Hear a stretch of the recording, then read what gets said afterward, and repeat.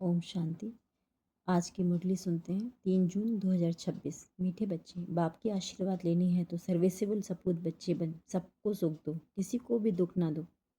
प्रश्न, धर्मराज की सजाओं से छूटने के लिए किन ईश्वरी नियमों पर ध्यान देना है? उत्तर, कभी भी ईश्वर के सामने प्रतिज्ञा कर उसकी अवज्ञा नहीं करना है। किसी को दुख नहीं देना, क्रोध करना, तंग तंग करना अर्थात ऐसी चलन चलना जिससे ईश्वर का नाम बदनाम हो तो उन्हें बहुत सजाएं खानी पड़ती हैं। इसलिए ऐसा कोई कर्म नहीं करना है। माया के कितने भी तूफान आए, बीमारी उथल खाए, लेकिन राइट रॉन्ग की बुद्धि से जजमेंट कर रॉन्ग कर्म से सदा बचे रहना। गीत, कौन आया मेरे मन के द्वारे। ओम शांति। यह किसने कहा ओम शांति? बाप और दादा। यह तो बच्चों को जरूर निश्चय होगा कि हमारा पारलौकिक बाप है परम पिता परमात्मा शिव, और यह ब्रह्मा सब बच्चों का अलौकिक बाप है। इनको ही प्रजापिता ब्रह्मा कहेंगे। इतने बच्चे और किसको होते हैं क्या, सिवाय प्रजापिता ब्रह्मा के? पहले नहीं थे, जबकि बेहद के बाप ने इसमें प्रवेश किया है, तो यह हो गया दादा। यह दादा खुद कहते हैं कि तुमको पारलौकिक बाप की प्रॉपर्टी मिलती है। पोतरे हमेशा दादे के वारिस होते हैं, उनका बुद्धि योग दादे में जाता है, क्योंकि दादे की प्रॉपर्टी का हक मिलना है। जैसे राजाओं के पास जो बच्चे जन्म लेते रहेंगे, ऐसे ही कहेंगे बड़ों की प्रॉपर्टी है। बड़ों की प्रॉपर्टी पर उन्हों का हक है ही। तुम बच्चे जानते हो कि हम बेहद के बाप द्वारा बढ़ते बड़े प्रॉपर्टी स्वर्ग की बादशाही ले रहे हैं। हमको वह बाप पढ़ा रहे हैं। तुम अब सम्मुख बैठे हो। सम्मुख का नशा भी नंबरवार पुरुषार्थ अनुसार रहता है। कोई के दिल में तो बड़ा लव रहता है, हम ऊंच से ऊंच भगवान के आकर इस साकार माता पिता द्वारा वारिस बनते हैं। बेहद का बाप बहुत मीठा है, जो हमको राजाई के लायक बनाते हैं। माया ने बिल्कुल ही नालायक बना दिया है। कल बाबा के पास कोई मिलने के लिए आए थे, परंतु वह कुछ समझते थोड़े ही थे। बाबा ने समझाया, यह सब ब्रह्मा कुमार हैं, तुम भी ब्रह्मा के व शिव के बच्चे हो ना। कहा है तो जरूर। यह सिर्फ सुनकर कहा, परंतु दिल में लगा नहीं, तीर लगा नहीं कि सचमुच हम उनके बच्चे हैं। यह भी उनके बच्चे हैं, वर्षा ले रहे हैं। वैसे ही हमारे पास भी कई बच्चे हैं जिनको बहुत थोड़ा बुद्धि में बैठता है। वह खुशी वह रुहाब नहीं दिखाई पड़ता है। अंदर बड़ा खुशी का पारा चढ़ना चाहिए, वह सारा चेहरे पर भी आता है। अभी तुम सजनियों का ज्ञान श्रृंगार हो रहा है। तुम जानते हो हम साजन की सजनियां हैं। एक खेरूत मतलब खेती का काम करने वाले की लड़की की कहानी है ना। एक राजा खेरूत की लड़की को ले आया, परंतु फिर भी उसे राजाई में मज़ा नहीं आया, तो लड़की को वापस गावड़े में छोड़ आया। बोला, तुम राजाई के लायक नहीं हो। यहाँ भी बाप श्रृंगार करते हैं, तुम भविष्य में महारानी बनो। श्री कृष्ण के लिए भी कहते हैं भगाया, पटरानी बनाने के लिए, परंतु कुछ समझते नहीं हैं। सब है इरिलीजियस माइंडेड, समझते हैं ऐसे ही दुनिया चलती रहती है, कुदरत है। बहुत हैं जो मंदिर टिकाड़े में भी नहीं जाते, न शास्त्रों आदि को मानते। गवर्नमेंट भी धर्म को मानने वाली नहीं है। भारत किस धर्म का था, अब किस धर्म का है, बिल्कुल नहीं जानते। अभी तुम बच्चे हो देवी कुल के, जैसे वह क्रिश्चियन कुल के हैं वैसे तुम ब्राह्मण कुल के हो। बाप कहते हैं, पहले पहले तुम बच्चों को पतित शूद्र से ब्राह्मण बनाता हूँ। पावन बनते बनते फिर 21 जन्मों के लिए तुम देवी संप्रदाय बन जाएंगे। देवी गोद में जाएंगे। आगे थे आसुरी गोद में, आसुरी गोद से फिर तुम ईश्वरी गोद में आए हो। एक बाप के बच्चे भाई बहन हैं, यह है वंडर। सब कहेंगे हम ब्राह्मण कुल के हैं, हमको तो श्रीमत पर चलना है, सबको सुख देना है, रास्ता बताना है। दुनिया में कोई नहीं जो मुख से कहे बेहद के बाप से बेहद का वर्षा कैसे लिया जाता है। तुमको बेहद का बाप मिला है, तुम ही उनके बच्चे बने हो। बुद्धि से जानते हो कल पहले जिन्होंने बाप से वर्षा लिया होगा वही आकर लेंगे। थोड़ा भी बुद्धि में होगा तो कभी ना कभी आकर पहुँचेंगे। आएंगे तो कुछ ना कुछ लेने के लिए। तुम्हारे में भी नंबरवार जानते हैं, आज पावन बनने के लिए आए हैं, कल फिर पतित बन पड़ते हैं। किसका खराब संग लगने से भूल जाते हैं कि बाप का बनकर फिर बाप को छोड़ा तो बहुत पापात्मा हो जाते हैं। जैसे कोई किसका खून करते हैं तो पाप लगता है, वह पाप भी थोड़ा है। यहाँ जो बाप का बनकर फारगति दे देते हैं, प्रतिज्ञा कर फिर विकारी बन पड़ते हैं, तो बहुत पाप लगता है। अज्ञान काल में इतना नहीं लगता जितना ज्ञान में लगता है। अज्ञान काल में तो मनुष्यों में क्रोध कॉमन होता है। यहाँ तुमने जिस किस पर क्रोध किया तो 100 गुना दंड हो जाता है। अवस्था बिल्कुल गिर जाती है, क्योंकि ईश्वर का फरमान नहीं मानते हैं। धर्मराज का फरमान मिलता है पवित्र बनना है। तुम ईश्वर का बन जरा भी उनके फरमान की अवज्ञा की तो 100 गुना दंड चढ़ जाता है।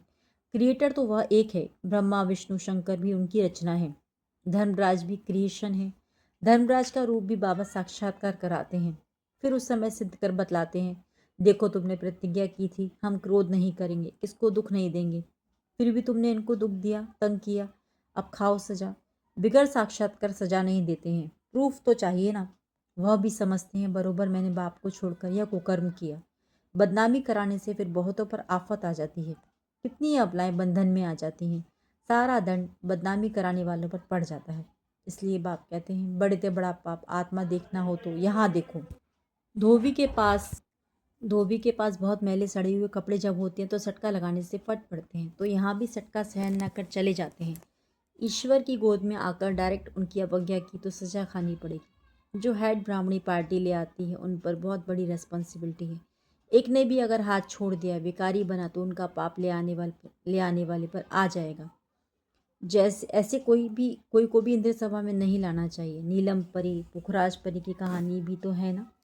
इंद्र सभा में कोई छिपा कर ले आई तो इंद्र सभा में बास आने लगी, तो ले आने वाली पर दंड पड़ गया। ऐसी कुछ कहानी है, वह पत्थर बन गई। बाबा पारसनाथ बनाते हैं, फिर अगर अवज्ञा की तो पत्थर बन जाते हैं। राजा ही पाने का सौभाग्य गंवा देते हैं। समझो कोई गरीब राजा की गोद लेते हैं, अगर नालायक बन पड़ा तो राजा निकाल देवे तो क्या होगा, फिर कंगाल के कंगाल बन पड़ेंगे। यहाँ भी ऐसे है, फिर बहुत दुख महसूस होगा। इसलिए बाप कह देते हैं कभी भी कोई अवज्ञा नहीं करना। बाप है साधारण, इसलिए शिव बाबा को भूल साकार बुद्धि आ जाती है। अब तुम बच्चों को श्रीमत मिलती है, जो गंदे का बन पड़ते हैं ऐसे फिर इंद्र सभा में बैठ ना सकें। हर एक सेंटर इंद्रप्रस्थ है, जहाँ ज्ञान की वर्षा हो रही है। नीलम परी पुखराज परी नाम तो है ना। नीलम रत्न को कहते हैं, यह बच्चों पर नाम रखे जाते हैं। कोई तो बहुत अच्छा जैसे रत्न है, कोई फ्लो नहीं है। जवाहरत में कोई कोई बहुत दागी होते हैं, कोई एकदम प्योर होते हैं। यहाँ भी नंबरवार रत्न है। कोई रत्न बहुत वैल्यूएबल है, बहुत अच्छी सर्विस करते हैं। कोई तो सर्विस के बदले डिस सर्विस करते हैं। गुलाब के फूल और अक के फूल में भी कितना फ़र्क है। शिव पर दोनों चढ़ाते हैं। अब तुम जान गए हो हमारे हमारे में फूल कौन कौन है, उनकी ही सब मांगनी करते हैं। बाबा हमको अच्छे अच्छे फूल दो। अब अच्छे अच्छे फूल कहाँ से लाएं? रत्न जो फूल तो कॉमन होते हैं। यह बगीचा है, तुम ज्ञान गंगाएं भी हो। बाबा तो सागर ठहराना। यह ब्रह्मा है, ब्रह्मपुत्रा बढ़ते बड़ी नदी है। कलकत्ते में ब्रह्मपुत्रा नदी बहुत बड़ी है, जहाँ सागर और नदी का बड़ा भारी मेला लगता है। बरोबर ज्ञान सागर बाबा है, यह चैतन्य ज्ञान सागर है। तुम भी चैतन्य ज्ञान नदियाँ हो। वह तो है पानी की गंगाएं। वास्तव में नदियों पर नाम पड़ा है, परंतु आसुरी संप्रदाय यह भी भूल गए हैं। हरिद्वार में गंगा के किनारे पर चतुर्भुज का चित्र दिखाते हैं, उनको भी गंगा कहते हैं। परंतु मनुष्य समझते नहीं है कि यह चतुर्भुज कौन है। बरोबर इस समय तुम सुदर्शन चक्रधारी बनते हो। तुम हो सच्ची ज्ञान नदियाँ। वह है पानी की, वहाँ जाकर स्नान करते हैं। समझते कुछ भी नहीं, बस देवी है। मनुष्य को तो कभी चार आठ भुजा होती ही नहीं, कुछ भी अर्थ नहीं समझते। तुम बच्चे जानते हो बाबा हमको क्या बनाते हैं।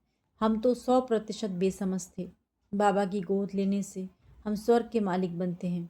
भल यहाँ कोई राजा हो, परंतु स्वर्ग के सुख और अभी के सुख में रात दिन का फर्क है।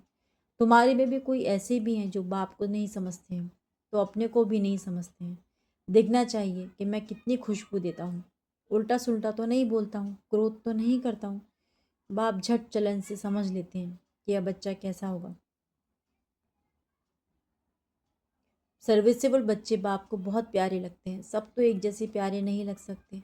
ऐसे बच्चों के लिए अंदर से ऑटोमेटिकली आशीर्वाद निकलती है। बाप का नाफरमान बरदार बच्चा होगा तो बाप कहेंगे ऐसा बच्चा मुआ भला। कितना नाम बदनाम करते हैं। इसको कहा जाता है तकदीर। इसकी तकदीर में क्या है झट पता लग जाता है। बाबा समझाते हैं यह सपूत बच्चा है, ये वह कपूत है। बाप दादा को नहीं पहचाना, तकदीर में वर्षा लेना नहीं है तो क्या करेंगे। इस ज्ञान मार्ग में कायदे बड़े कड़े हैं। बाप पवित्र बने और बच्चे ना बने तो वह बच्चा हकदार नहीं हो सकता। उसको बच्चा नहीं समझेंगे, फिर कहेंगे हम तो शिव बाबा को वारिस बनाएंगे, तो बाबा 21 जन्म के लिए हमको रिटर्न में देंगे। इसका मतलब यह नहीं कि बाबा के पास आकर बैठ जाना है, नहीं। ग्रस्त व्यवहार में रहते सबको संभालना भी है, परंतु ट्रस्टी होकर रहना है। ऐसे नहीं कि तुम्हारे बच्चों आदि को बाप बैठ संभालेंगे, नहीं। ऐसे ख्यालात वाले भटक पड़ते हैं। यहाँ बाबा के पास तो बिल्कुल पवित्र चाहिए, अपवित्र कोई बैठ ना सके। नहीं तो पत्थर बुद्धि बन जाएंगे।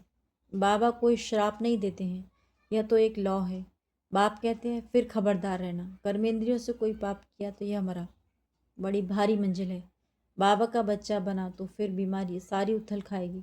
डरना नहीं है। वैद्य लोग भी कहते हैं फलानी दवाई से तुम्हारी बीमारी बाहर निकलेगी, तुम डरना नहीं। बाप भी खुद कहते हैं तुम बाप के बनेंगे तो माया रावण तुमको बहुत हैरान करेगा, खूब तूफान में ले आएगा। अभी तुमको रॉन्ग और राइट की बुद्धि मिली है, और कोई को रॉन्ग राइट की बुद्धि नहीं है। सबकी है विनाश काले विपरीत बुद्धि। विपरीत बुद्धि तुम्हारे में भी नंबरवार पुरुषार्थ अनुसार है। विपरीत बुद्धि वाले बाप की सर्विस बहुत अच्छी करेंगे। अच्छा, मीठे मीठे से किलदी बच्चों प्रति माता पिता बाप दादा का याद प्यार और गुड मॉर्निंग। रूहानी बाप की रूहानी बच्चों को नमस्ते। हम रूहानी बच्चों की रूहानी बाप दादा को याद प्यार गुड मॉर्निंग और नमस्ते। सदा रहेंगे हंसते, बन जाएंगे फरिश्ते। धारणा के लिए मुख्य सार। पहला है, ईश्वर का बच्चा बनकर जरा भी उनके फरमान की अवज्ञा नहीं करनी है। इन कर्मेंद्रियों से कोई भी कुकर्म नहीं करना है। उल्टे सुल्टे बोल नहीं बोलने हैं। सपूत बन बाप की आशीर्वाद लेनी है। ट्रस्टी बनकर अपने गृहस्थ व्यवहार को संभालना है। ज्ञान मार्ग के जो कायदे हैं उन पर पूरा पूरा चलना है। राइट और रॉन्ग को समझकर माया से खबरदार रहना है। वरदान, तड़पती हुई भिखारी प्यासी आत्माओं की प्यास बुझाने वाले सर्व खजाने से संपन्न भव। जैसे लहरों में लहराती व डूबती हुई आत्मा एक तिनके का सहारा ढूंढती है, ऐसे दुख की एक लहर आने दो, फिर देखना अनेक सुख शांति की भिखारी आत्माएं तड़पते हुए आपके सामने आएंगी। ऐसी प्यासी आत्माओं की प्यास बुझाने के लिए अपने को अतीन्द्रिय सुख व सर्व शक्तियों से सर्व खजानों से भरपूर करो। सर्व खजाने इतने जमा हों जो अपनी स्थिति भी कायम रहे और अन्य आत्माओं को भी संपन्न बना सको। स्लोगन, कल्याण की शुभ कल्याण की भावना रख शिक्षा दो तो शिक्षाएं दिल से लगेंगी। यह अव्यक्त इशारे। सदा हर्षित रहने के लिए अपनी नेचर को सरल बनाओ, सहनशील बनो। सदा हर्षित रहना यह ज्ञान का गुण है, इसमें सिर्फ रूहानियत ऐड करना है। हर्षित पने का संस्कार भी एक वरदान है जो समय पर बहुत सहयोग देता है। जो स्वयं सदा हर्षित रहते हैं वह कैसे भी मन वाले को भी हर्षित कर देते हैं। इजी नेचर वाले अपने खुशनुमा हर्षित चेहरे से भारी वायुमंडल को भी हल्का बना देते हैं।